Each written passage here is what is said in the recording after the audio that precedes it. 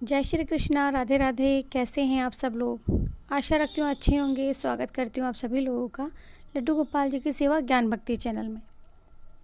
आज का वीडियो जो है इसका सब्जेक्ट है बच्च बारस, यानी कि कल राजस्थान में भी मनाई जाती है, ऐसी बात नहीं है, और कई जगह पर गाय और बछड़ी की पूजा होती है। तो ये जो बच्च बारस है भाद्रपद महीने की कृष्ण पक्ष की द्वादशी तिथि को आती है।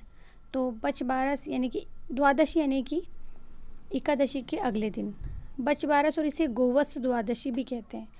तो इस वर्ष ये जो बच्च बारस आ रही है वो 16 अगस्त यानी कि कल मनाई जाएगी। और इस दिन जो पुत्रवती महिलाएं होती हैं, जिनके पुत्र होता है, वो गाय और बछड़े की पूजन करती है और अवश्य करना भी चाहिए। तो अब हम जानते हैं इस व्रत का पूजन हमें कैसे करना है और कथा क्या है। तो सबसे पहले तो जो व्रतधारी जो महिलाएं होती हैं, सुबह में उन्हें स्नान आदि से निवृत्त होकर धुले हुए साफ सुथरे वस्त्र धारण करने चाहिए। हमारे यहाँ राजस्थान में तो जो पुत्र वधू होती हैं उन्हें जो उनके पीहर से कहते हैं पीला कहते हैं, वो जब बच्चा होता है तब आता है पीले की साड़ी, तो वो पहन करके पूजा की जाती है। उसके बाद में जिनके बच्चे होते हैं वो उनके पीहर से अपने आप ही वो साड़ी पीहर वाले दे देते हैं, उसको पहनने के बाद में ही पूजा होती है। तो जो जलवा वगैरह होती है, उसके बाद में गाय के दूध से बनी हुई मिठाई कोई नहीं खानी होती है, ध्यान रखना होता है। और जिस गाय के बछड़ा होता है उसी का पूजन करना होता है। इसके बाद दूध देने वाली गाय यानी कि उसके बछड़े सहित उसको जो हम कलश लेकर के जाते हैं उससे स्नान करवाना होता है और नए वस्त्र पहनाने होते हैं। वस्त्र का मतलब ये जो भी आपके पास कोई ब्लाउज़ पीस हो या साड़ी हो वो गौ माता को उड़ानी होती है, फूल माला पहनानी होती है, और जो थाली होती है उसमें आपको लेकर जाना होता है अक्षत, तिल, जल का लोटा, जो भी आप फूल लेकर जाना चाहें, और मौली का धागा, थोड़े से चावल, गाय की आँख में लगाने के लिए काजल, मेहंदी और रोली यानी कि सिंदूर। ठीक है। तो जो मेहंदी होती है वो गाय के जो नखून होते हैं उनमें लगानी होती है। गौ माता के पैरों में जो मिट्टी लगी होती है उसे अपने माथे पर लगाना होता है। आप चाहें तो तिलक भी लगा सकते हैं। गौ माता का पूजन संपूर्ण विधि से करना होता है। इसके बाद में बच्च बारस की कथा सुननी चाहिए। इस दिन जो मूंग और मोठ और जो चने होते हैं, हमारे यहाँ या राजस्थान में ये चलन होता है कि 1-2 दिन पहले भिगो दिए जाते हैं, फिर उन्हें बांध दिया जाता है एक कपड़े में, जिससे कि वो अंकुरित हो जाते हैं, या किसी बर्तन में ढक के रख दिया जाता है। और ये जो अंकुरित जो चने मूंग मोठ होते हैं इसी से पूजन किया जाता है। और मोठ बाजरा जो होता है वो भी लेकर के जाते हैं पूजा करने के लिए साथ में। और ये जो मोठ बाजरा होता है इसी पर जो आप दक्षिणा रखना चाहें या कोई साड़ी वगैरह भी रखना चाहें, इसके साथ में जो सास होती हैं उन्हें पैर लग के सामग्री दी जाती है। इस दिन बाजरे की ठंडी रोटी खानी चाहिए। गाय के दूध से बनी कोई चीज़ नहीं खाते हैं, दही नहीं खाते और ना ही चावल का सेवन करते हैं। यदि किसी के घर में गाय बछड़ा न हो तो वह दूसरे की गाय बछड़ी का पूजन भी कर सकते हैं, या किसी के घर में अगर गाय और बछड़ा दोनों हैं और घर के आसपास में गाय बछड़ा ना मिले तो गीली मिट्टी से आप गाय और बछड़ा बनाकर और उनकी पूजा करें। उन पर दही, भीगा हुआ बाजरा, मूंग मोठ, आटा, घी आदि चढ़ाकर आप कुमकुम से तिलक कर सकते हैं और इसके बाद में दूध और चावल चढ़ाएं। याद हो कि ये जो व्रत होता है पुत्र की दीर्घायु के लिए भी महिलाएं करती हैं। बच्च बारस का व्रत सारे यज्ञ करने में जो पुण्य मिलता है और सारे तीर्थ नहाने का जो फल मिलता है वह गौ माता को चारा डालने से ही और उसकी पूजा मात्र से ही प्राप्त हो जाता है। देखिए, आप सभी जानते हैं कि गौ माता में 33 करोड़ देवी देवता विद्यमान होते हैं, इसीलिए बोला जाता है गाय को कभी पैर नहीं लगाओ, मारो नहीं, और इसलिए तो गौ हत्या को पाप बताया गया है। तो बच्च बारस के दिन सभी महिलाएं पूजा करती हैं, विधिवत पूजा करती हैं, सजती हैं, संवरती हैं और पूजा करने जाती हैं। हमारे यहाँ भी बहुत सारी महिलाएं एक साथ इकट्ठा होकर पूजा करने जाती हैं, मैं भी जाती हूँ।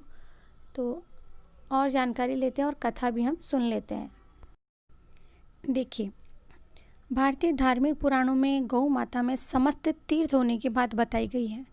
पूजनीय गौ माता हमारी ऐसी माँ है जिसकी बराबरी न कोई देवी देवता कर सकता है और न ही कोई तीर्थ। गौ माता के दर्शन मात्र से ही ऐसा पुण्य प्राप्त होता है जो बड़े बड़े यज्ञ, दान आदि कर्मों से भी प्राप्त नहीं होता। ऐसी ही एक पौराणिक जानकारी के अनुसार भगवान श्री कृष्ण के जन्म के बाद माता यशोदा ने इसी दिन गौ माता का दर्शन और पूजन किया था। जिस गौ माता को स्वयं भगवान कृष्ण नंगे पांव जंगल जंगल चराते फिरे हो और जिन्होंने अपना नाम ही गोपाल रख लिया हो, उसकी रक्षा के लिए उन्होंने गोकुल में अवतार लिया। ऐसे गौ माता की रक्षा करना और उनका पूजन करना हर भारतवर्षी का धर्म होता है। अगर किसी के यहाँ बछवारस नहीं भी मनाते हैं तो इस दिन गाय और बछड़ी की पूजा अवश्य करनी चाहिए। शास्त्रों में ये भी कहा गया है कि सब योनियों में मनुष्य योनि श्रेष्ठ होती है। ये इसलिए कहा गया है कि यह गौ माता में निर्मल छाया में अपने जीवन को धन्य कर सके। गौ माता के रोम रोम में देवी देवता और समस्त तीर्थों का वास बताया गया है। इसीलिए धर्म ग्रंथ ये बताते हैं कि अगर समस्त देवी देवताओं और पितरों को एक साथ प्रसन्न करना हो तो गौ भक्ति, गौ सेवा से बढ़कर कोई अनुष्ठान हो ही नहीं सकता। गौ माता को बस एक ग्रास खाना खिला दो, रोटी दे दो, वह सभी देवी देवताओं तक अपने आप ही पहुँच जाता है।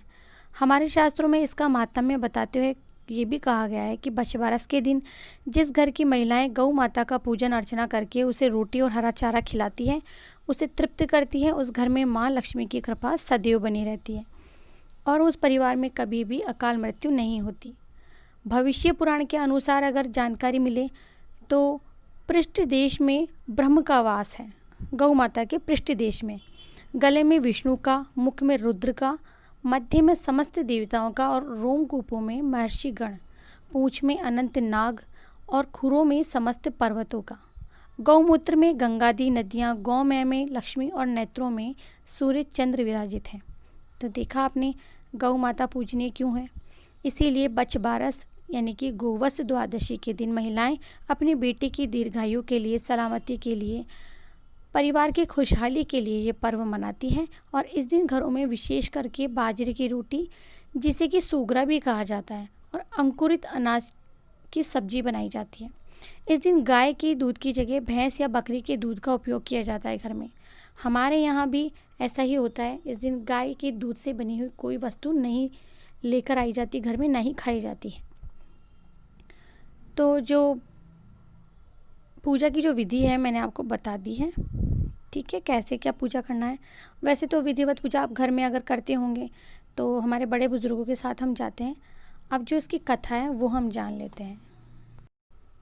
आइए अब हम इसकी कथा जानते हैं। बहुत समय पहले की बात है। एक गांव में एक साहूकार अपने 7 बेटे और पोतों के साथ में रहता था। उस साहूकार ने गांव में एक तालाब बनवाया था, लेकिन कई सालों तक वो तालाब नहीं भरा था। तालाब नहीं भरने के कारण पूछने के लिए उसने पंडित जी को घर पर बुलाया। पंडित ने कहा कि इसमें पानी तभी भरेगा जब तुम या तुम्हारे अपने बेटे अपने बड़े पोते की बलि दोगे। तब साहूकार ने अपने बड़ी बहू को तो पीहर भेज दिया और पीछे से अपने बड़े पोतों की बड़ा जो पोता था उसकी बलि दे दी। इतने में गरजते बरसते बादल और आए, तालाब भर के चले गए। इसके बाद बछबारस आई और सभी ने कहा कि अपना तालाब पूरा भर गया है, इसकी पूजा करने चलो। साहूकार अपने परिवार के साथ तालाब की पूजा करने लग गया।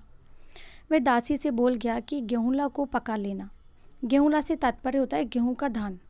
दासी समझ नहीं पाई। दरअसल गेहूँला गाय के बछड़े का नाम भी था। उसने गेहूँला को ही पका दिया। बड़े बेटे की पत्नी भी पीहर से तालाब पूजने आ गई थी। तालाब पूजने के बाद वह अपने बच्चों से प्यार करने लगी। तभी उसने बड़े बेटे के बारे में पूछा और तालाब में से मिट्टी में लिपटा हुआ उसका बड़ा बेटा निकला और बोला, माँ मुझे भी तो प्यार करो। तब सास बहू एक दूसरे को देखने लगी। सास ने बहू को बलि देने वाली सारी बात बता दी। फिर सास ने कहा कि बछबारस माता ने हमारी लाज रख ली और हमारा बच्चा हमें वापस दे दिया। तालाब की पूजा करने के बाद जब वे वापस घर लौटे तो उन्होंने देखा बछड़ा नहीं था। साहूकार ने दासी से पूछा, बछड़ा कहाँ है? तो दासी ने कहा, आप ही ने तो उसे पकाने के लिए कहा था। साहूकार ने कहा, एक पाप तो अभी सर से उतरा नहीं और तुमने दूसरा पाप कर दिया।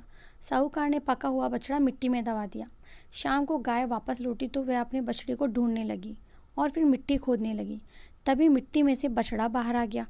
साहूकार को पता चला तो वह भी बछड़े को देखने गया। उसने देखा कि बछड़ा गाय का दूध पीने में लगा है।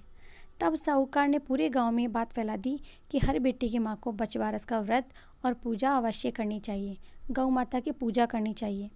तो हे बछबारस माता, जैसे आपने साहूकार की बहू को दिया वैसा ही हमें भी देना। कहानी कहते सुनते ही सभी की मनोकामनाओं को पूर्ण करना। तो देखिए, कहीं कहीं पर मतांतर से कथा में यह जिक्र भी सुनने को मिलता है कि गेहूंला और मूंगला 2 बछड़े थे जिन्हें दासी ने काट कर पका दिया था। इसलिए गेहूं, मूंग और चाकू तीनों का प्रयोग इस दिन वर्जित माना गया है। इसलिए कदापि इस व्रत में या बछबारस के दिन चाकू का प्रयोग नहीं करना चाहिए। ये एक विशेष नियम होता है। देखिए, प्रतिवर्ष जन्माष्टमी के 4 दिन बाद यानी कि बाद में भाद्रपद महीने की कृष्ण पक्ष की द्वादशी के दिन ये त्यौहार मनाया जाता है और इस दिन गाय और बछड़ी की पूजा होती है। एक बार मैं वापस से आपको बता देती हूँ। बछबारस को गोवत्स द्वादशी कहते हैं, बच्छ दुआ भी कहते हैं। बच्छ यानी बछड़ा, गाय के छोटे बच्चे को कहते हैं।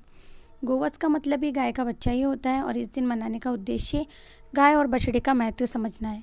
बछबारस का पर्व राजस्थानी महिलाओं में ज़्यादातर लोकप्रिय है, जैसे कि हमारे यहाँ, और इस दिन महिलाएं बछबारस का व्रत रखती है। यह व्रत सुहागन महिलाएं रखती है सुपुत्र प्राप्ति के लिए। जिनके पुत्र है वो उनकी दीर्घायु के लिए, मंगल कामना के लिए, परिवार की खुशहाली के लिए गाय और बछड़े का पूजन किया जाता है। बछबारस की पूजा कैसे होती है मैंने थोड़ा बहुत आपको बता दिया। और इस दिन गाय का दूध और दूध से बने पदार्थों से जैसे दही, मक्खन, घी आदि का प्रयोग घर में नहीं किया जाता।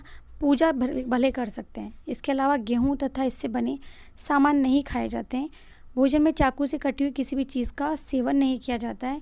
अंकुरित अनाज जैसे चना, मूंग, मोठ, बाजरा, मटर आदि उपयोग में लिए जाते हैं। भोजन में बेसन से बने आहार जैसे कि कड़ी, पकौड़ी, भजिए आदि तथा मक्का, बाजरा, ज्वार आदि की रोटी और बेसन से बनी मिठाई आप खा सकते हैं। इस दिन घरों में विशेषकर बाजरे की रोटी, जिसे सोगरा भी कहा जाता है, ये बनती है। ठीक है, और आप गाय की जगह भैंस या बकरी का दूध इस्तेमाल कर सकते हैं। बाकी गौ माता के लिए मैंने ज़्यादातर जानकारी इसमें दे दी है। पूजा विधि भी मैंने आप लोगों को बता दिया है कि किस प्रकार से करना है। शुद्ध वस्त्र आपको पहनने हैं, माता और गौ माता को ओढ़ाना है, फूलमाला पहनानी है, सींगों को सजाना है, तिलक करना है रोली से, चंदन से, जिससे आप करना चाहें। और गाय और बछड़ी को भीगे हुए अंकुरित चने, मूंग, मोठ, बाजरा, मटर, चने के बिरिए, जौ की रोटी जो आप खिलाना चाहें वो आप खिलाएं। गौ माता के पैरों से जो मिट्टी है वो लेकर उससे तिलक लगाएं आप, और स्वयं को भी तिलक निकालें। घर के सभी उम्र के बच्चे जो होते हैं, बच्चों को आओ रे हमारा हंसराज, बछराज कहकर पूजन का स्थल जो होता है वहाँ पर आमंत्रित करते हैं। ऐसा होता है, हमारे यहाँ भी ऐसा होता है। तो पूजा के समय बच्चे भी माँ का पल्लू थामकर पूजा करें और थाल में जो भी सामान है उसे उठाकर और चरण स्पर्श करें, गौ माता के आशीर्वाद लें। इस प्रकार गाय और बछड़ी की पूजा करने के बाद में महिलाएं अपने पुत्र की तिलक लगाएं। उसे लड्डू खिलाने के बाद में नारियल देकर उसकी लंबी उम्र और सकुशलता की कामना करें। तो यदि आपके घर में खुद की गाय है तो आप उसे पूजें, खुद की नहीं है तो आप अपने पड़ोस की गाय को जरूर से पूजें। अगर वो भी नहीं है आसपास में तो गीली मिट्टी से आप आटे से गाय और बछड़ी की आकृति बनाकर उसकी पूजा भी कर सकते हैं। कुछ लोग सुबह आटे से गाय और बछड़ी की आकृति बना लेते हैं फिर पूजा करते हैं। तो बछबारस के चित्र की पूजा भी की जा सकती है। शाम को गाय को चारा खिलाएं आप और उसका पूजन धूप, दीप, चंदन, नैवेद्य आदि से पूर्ण विधि विधान से करें। बछबारस की कहानी सुनना इंपॉर्टेंट है, जो मैंने आपको इसमें सुनाई है। हाथ में मोठ और बाजरा जो होता है उसे लेकर कहानी सुनी जाती है। भले आप 4 या 6 दाने या 2 दाने ही रखें। इसकी कथा जो प्रचलित थी वो मैंने आपको सुना दी है। और भी कोई बात पूछनी हो तो कमेंट सेक्शन में जाकर पूछ सकते हैं। मिलते हैं नेक्स्ट वीडियो में, तब तक के लिए जय श्री कृष्णा, राधे राधे।